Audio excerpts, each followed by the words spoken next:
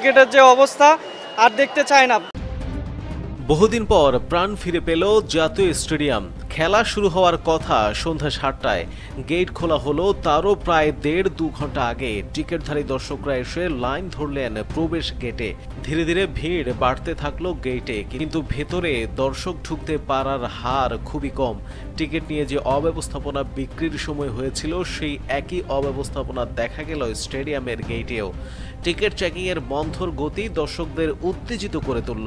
হামজা চৌধুরীর খেলা দেখতে এসে গেটে দাঁড়িয়ে থেকে এত সময় ব্যয় করার কোনো মানে হয় না। উত্তেজিত দর্শকরা গেট ভেঙে ফেলে।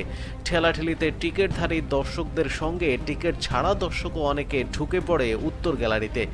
এই যে দর্শকদের গেট ভেঙে ফেলা, ঠেলাঠেলি, উত্তেজনা, সবই কিন্তু বাংলাদেশ ফুটবলের জন্য সত্যি ইতিবাচক একটা দিক। দেশের ফুটবল খেলা দেখার জন্য দর্শকদের এমন উন্মাদনা তো সবাই কামনাই করে, কিন্তু এমন দৃশ্য তো সচরাচর দেখাই যায় না। কোনো সময় টিকিট ফ্রি করে দিলেও গ্যালারি খাঁ খাঁ করতে থাকে। খেলোয়াড়, কর্মকর্তা আর দায়িত্ব পালনকারী গণমাধ্যম কর্মী ছাড়া মাঠে উপস্থিতি থাকে না। এবার চিত্রটা ভিন্ন। এবার বাংলাদেশের ফুটবলকে ঘিরে খেলা প্রেমীদের মধ্যে উন্মাদনা ছড়িয়ে পড়েছে। ৮০-৯০-এর দশকে ফুটবল নিয়ে যে উন্মাদনা লক্ষ্য করা যেত, তেমনটাই এখন দেখা যাচ্ছে। দর্শকরা উদ্গ্রীব হয়ে উঠেছিল মাঠে প্রবেশ করতে হবে, হামজা ফাহমিদুলদের খেলা দেখতে হবে। এমনিতেই জাতীয় স্টেডিয়াম ছিল দীর্ঘদিন ক্রীড়া বিমুখ। সংস্কারের নামে এই স্টেডিয়াম থেকে ফুটবলকে দূরে রাখা হয়েছিল পাক্কা ৫৫ মাস।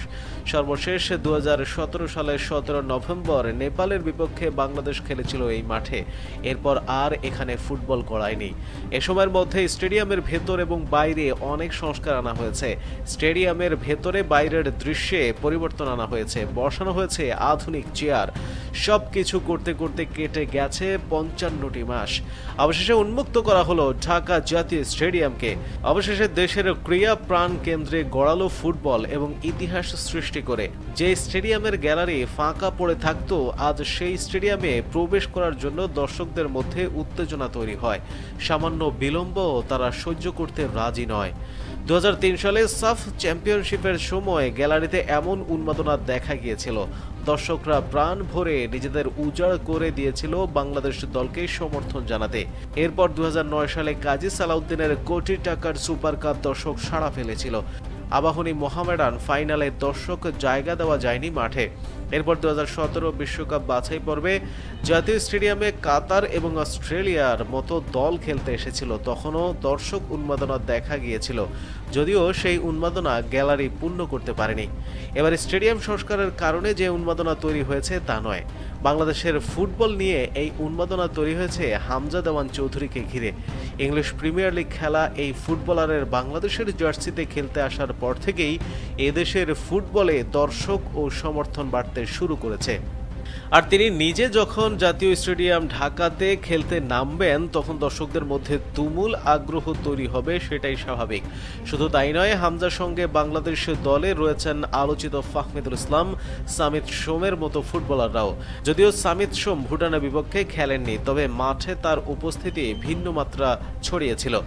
ঢাকা স্টেডিয়ামে পূর্ণ গ্যালারি মূলত হামজা চৌধুরীদের কারণেই। এই ফুটবলারদের খেলা দেখতেই গ্যালারি ভরিয়ে দিয়েছিল দর্শকরা। যদিও সংস্কারের সময় চেয়ার বসানোর ফলে ৩২,০০০ থেকে ৩৫,০০০ দর্শক ধারণ ক্ষমতা থেকে ঢাকা জাতীয় স্টেডিয়াম নেমে এসেছে ২২ থেকে ২৩,০০০ দর্শক ধারণ ক্ষমতায়।